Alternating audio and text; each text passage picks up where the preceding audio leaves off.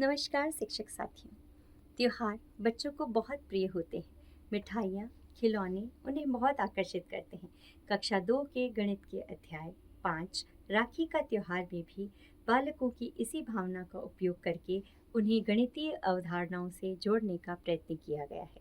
इस अध्याय में मिठाइयों और राखी के माध्यम से गणितीय आकारों, आकृतियों, कैलेंडर और दिनांक, योग और हल्के और भारी की अवधारणाओं पर चर्चा की गई है। इस वीडियो में हम बच्चों को दैनिक जीवन के अनुभवों के माध्यम से गणितीय अवधारणाओं को सरल तरीके से कैसे सिखाएं, इसी पर कुछ सुझाव साझा किए गए हैं। यह पाठ पढ़ने के बाद बच्चे गणितीय आकारों की पहचान कर सकेंगे। बच्चे त्योहारों के महीनों के बारे में जान पाएंगे। महीनों और त्योहारों को क्रम से रखना सीख पाएंगे। 100 तक की संख्याओं की क्रमबद्धता और योग कर पाएंगे। नापने के लिए अंगुल बलिष्ठ का प्रयोग कर पाएंगे। हल्के और भारी की अवधारणा समझ पाएंगे। साथियों, बच्चे अनुमान के द्वारा ही शुरुआत करते हैं, अतः उन्हें अनुमान लगाने दें, प्रश्न पूछें, उन्हें सोचने और बोलने का अवसर दें। पहला दिन, राखी की कविता से शुरू करें। हाव भाव से गाएं, बच्चों को साथ बुलवाएं। उसके बाद त्योहार से संबंधित प्रश्न पूछें और मिठाइयों पर बात करें।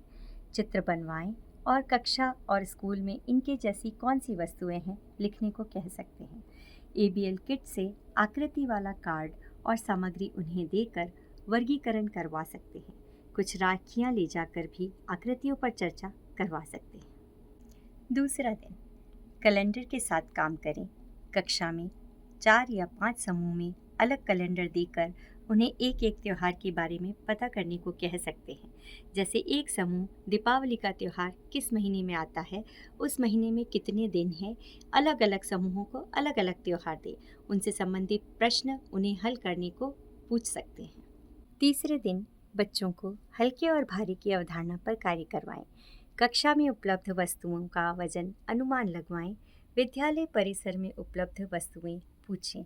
लकड़ी, धागा और डिब्बों के ढक्कन से छोटी तराजू बनाकर छोटी छोटी चीज़ों को तुलवा सकते हैं।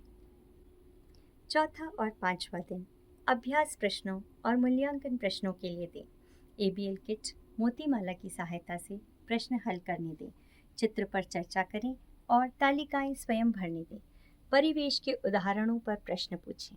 आप देखेंगे कि खेल खेल में कैसे बच्चे ये सब अवधारणाएं सीख जाएंगे।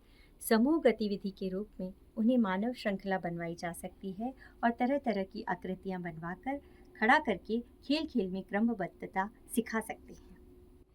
साथियों, इस पाठ को रुचिकर और प्रभावशाली बनाने के लिए, उनकी समझ को स्थायी बनाने के लिए उन्हें वास्तविक वस्तुएं, राखियाँ, खिलौने, मोतीमाला, कैलेंडर छूने दें, उनके हाथ में दें।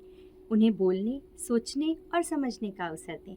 स्वयं अनुमान लगाने और उत्तर खोजने से उनकी समझ स्थायी हो पाएगी। इस तरह गणित की कठिन अवधारणाओं को दैनिक जीवन के अनुभवों के साथ खेल खेल में सिखाया जा सकता है। धन्यवाद।